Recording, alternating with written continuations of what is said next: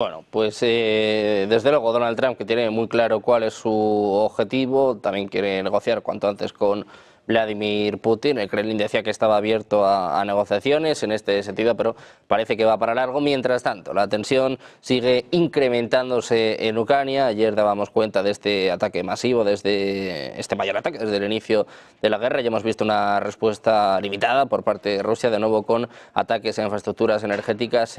Paco, te quiero preguntar... Paco, otra vez, José, te quiero preguntar, ¿crees que se puede elevar más la tensión antes de que llegue Donald Trump a la Casa Blanca? Había algunos incluso hablando de este famoso misil Oresny, que claro, de momento Rusia ha respondido, pero quizás no es una respuesta equivalente, ¿no? Porque ayer Ucrania lanzó su mayor ataque desde el inicio de la guerra. De momento parece que, sobre todo Zelensky, tiene pinta de que quiere boicotear estas negociaciones, ¿no? ¿Qué está pasando en Ucrania y por qué esta última escalada a apenas unos días de que llegue Trump a la Casa Blanca? Hombre, porque Zelensky empieza a ver que su destino es el de Somoza, es el del Serge Zapalevi, es el de Chiang Kai-shek en el año 49. O sea, Estados Unidos tiene mucha prisa por quitarse de en medio a Ucrania. Y cuando Estados Unidos le entran las prisas, no contempla los derechos de sus aliados. Pactar con Estados Unidos es muy peligroso. O sea, todos los que han sido aliados de Estados Unidos en situaciones semejantes se han encontrado con que les han dejado a la estacada, les han abandonado directamente. Ahí la lista de aliados abandonados por Estados Unidos es larguísima. Y bueno, ahora que estamos hablando de Taiwán, Chiang Kai-shek es uno de ellos. Por no hablar, bueno, de los vietnamitas del sur, etcétera. Y ahora el régimen ucraniano, en cierta manera, se parece bastante al del Vietnam del Sur por la corrupción galopante y el gobierno, pues, prácticamente de mafias que hay en ese país.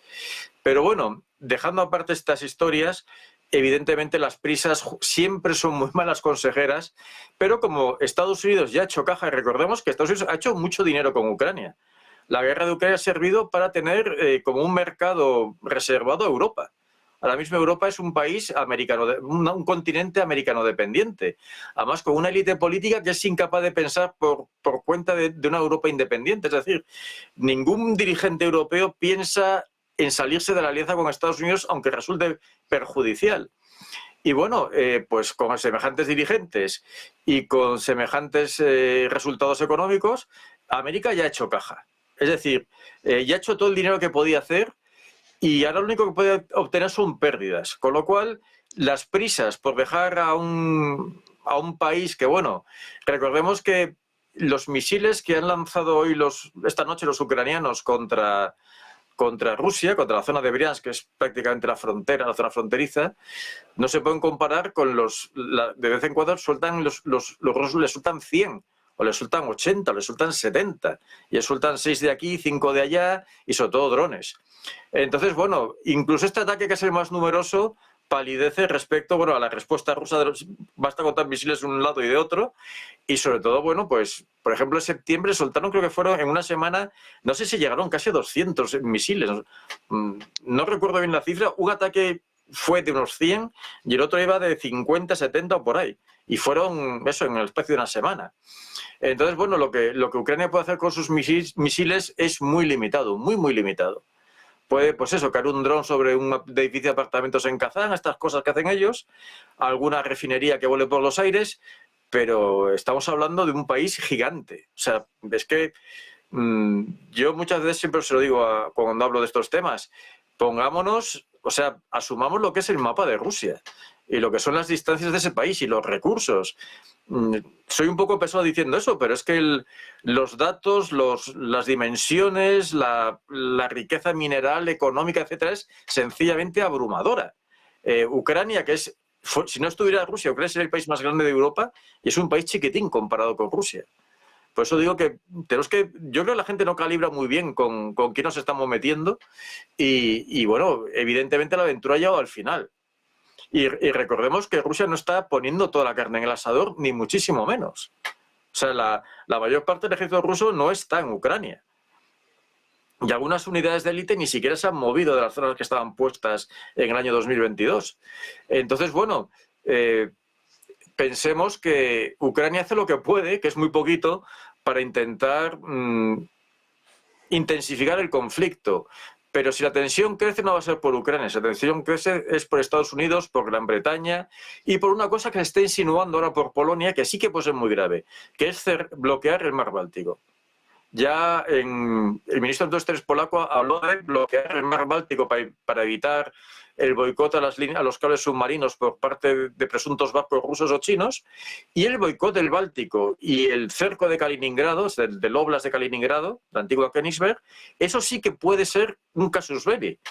Y no se le presta mucha atención, pero posiblemente sea el sitio en el cual, si se quiere intensificar la crisis, por ahí se puede intensificar. Evidentemente hay muchísimos escenarios, pero Polonia ya está dando avisos y veremos qué pasa.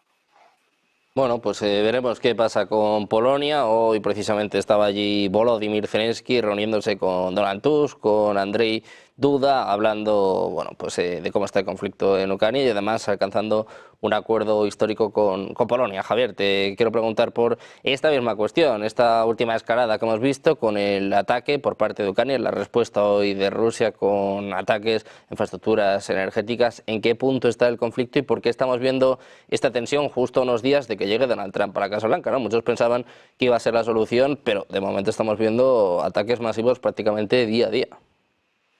Es que lo que no se gana en los años, Sergio, se intenta ganar mediante actos de terrorismo de Estado. Rusia ha lanzado un ataque masivo de respuesta, de represalia al ataque ucraniano del día anterior. El ataque de respuesta ruso ha sido de 40 misiles de crucero KH-101 y KH-22 y Calibre y 70 drones. Los objetivos han estado en regiones como Kharkov, Yemelnitsky, Ivano-Frankovsk, Lviv, Olivov, pero es que hay que recordar que los ataques de terrorismo ucraniano no van solamente contra Rusia, afectan a la Unión Europea. Es decir, el ataque al Turk Stream, es decir, a ese gasoducto de 930 kilómetros que va desde la Federación Rusa a Nada hasta Kizikov en Turquía, y que provee de más de 31.000 metros cúbicos al año de gas, es un ataque contra los intereses turcos, aliado de la OTAN, y de los países de la Unión Europea que dependen de ese gasoducto que es distribuido por Turquía y que viene desde Rusia. Por lo tanto, el terrorismo energético que practica Ucrania es incompatible con lo que los líderes de Europa tendrían que decir en defensa de los propios intereses europeos. Y ojo, Turquía, el presidente de Turquía no es el presidente de Alemania, no es Olaf Scholz. Y por lo tanto, lo que se está buscando por parte de Estados Unidos de avasallar todavía más a una Unión Europea dependiente energéticamente de un monopolio de Estados Unidos, se está haciendo todavía de la mano de actos terroristas ucranianos que perjudican, repito, a empresas y a ciudadanía europea.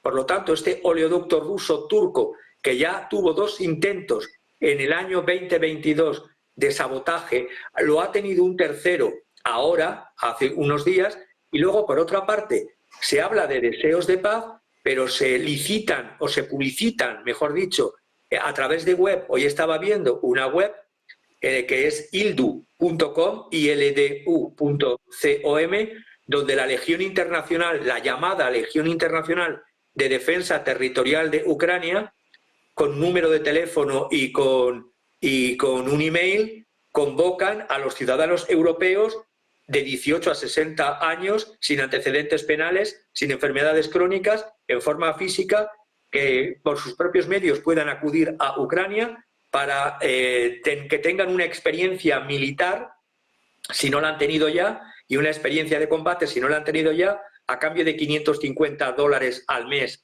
Y si van un poquito más al frente, a 1.100 euros al mes o a 4.800 euros al mes. ¿Dónde está la protección de empresas y ciudadanos de la Unión Europea, tanto de intereses energéticos como poblacionales? Yo realmente veo una complicidad y una traición de los líderes de la Unión Europea cuando permiten todas estas cosas, que en cualquier otro momento de la historia hubiesen sido juzgados por alta traición a sus ciudadanos particulares y empresas. Bueno, pues pendientes de esta escalada de tensión en Ucrania, Paco, te quiero preguntar a ti también por este ataque que ha tenido lugar en las últimas horas por parte del ejército ucraniano con misiles ATACMS, es decir, con misiles occidentales, también con misiles Estado-Usado, y la respuesta que hemos visto hoy por parte de Ucrania, que en este ataque que nos estaba detallando también ahora mismo Javier, con hasta 40 misiles de crucero, más de 70 drones, como decía antes, no ha llegado Donald Trump, pero la tensión no se va de Ucrania. Coincido con lo que se ha dicho anteriormente, la respuesta de Rusia en todos estos casos siempre es limitada. Es decir, si Rusia fuera Estados Unidos, no ahora, por estos últimos ataques al interior de Rusia con misiles de largo alcance por parte de Ucrania y la OTAN, sino desde mucho antes, Ucrania estaría arrasada, no quedaría piedra sobre piedra en Kiev.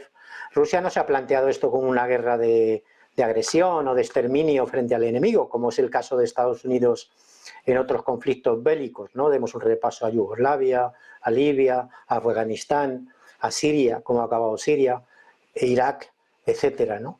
Entonces, en ese sentido, estamos ante una guerra asimétrica. Unos no calibran los ataques y otros contienen la respuesta, ¿no? El caso de Rusia. Y por otra parte, es una guerra asimétrica también en el sentido de que Ucrania no distingue entre objetivos militares o civiles, es decir, no tiene ningún problema de atacar objetivos directamente civiles, porque se habla mucho en Occidente, por cierto, en todos los medios occidentales, de los ataques de Rusia sobre objetivos energéticos, plantas energéticas u objetivos militares, pero no se habla nada de los continuados ataques por parte del régimen de Kiev a población civil del Donbass, ¿no? El otro día, bueno, yo creo que fue ayer, ¿no? Lanzaron varios drones contra una estación de autobuses, ¿no? Atacan hospitales, atacan camiones de bomberos, atacan instalaciones civiles, atacan barrios residenciales. Esto lo llevan haciendo desde 2014, cosa que nunca ha hecho Rusia. Por eso digo que es una guerra asimétrica. Y al final, bueno, estamos viendo como las respuestas que está dando el régimen de Kiev son de pura palos de ciego para intentar sobrevivir un día más, ¿no? Recuerdan un poco al hundimiento, ¿no? Esta etapa del hundimiento de los últimos días del Tercer Reich, ¿no?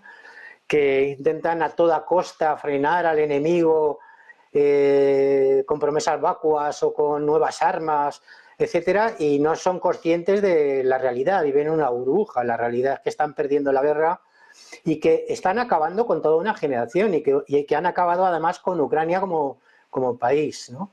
Yo lo he recordado varias veces, la República Socialista Soviética de Ucrania tenía más de 50 millones de habitantes y era un país industrializado, desarrollado, con tecnología, etcétera, ¿no? No solamente era un país agrícola y minero, ¿no?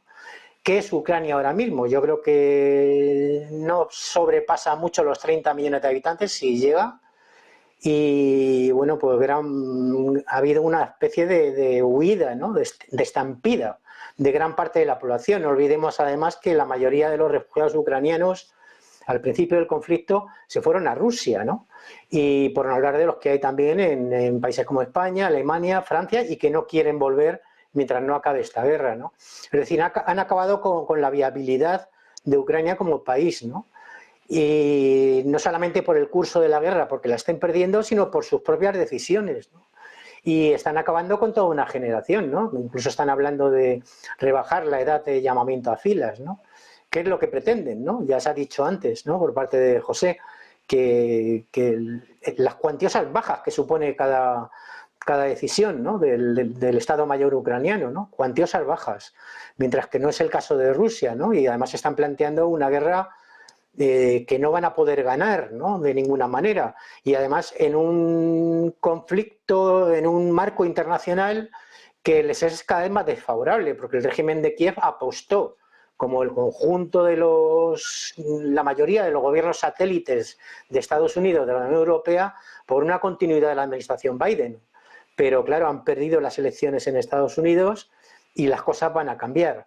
Entonces, la disyuntiva ahora mismo para los ucranianos sería acabar de una vez con ese régimen que está acabando con la propia existencia del país, la existencia biológica, demográfica de Ucrania como país.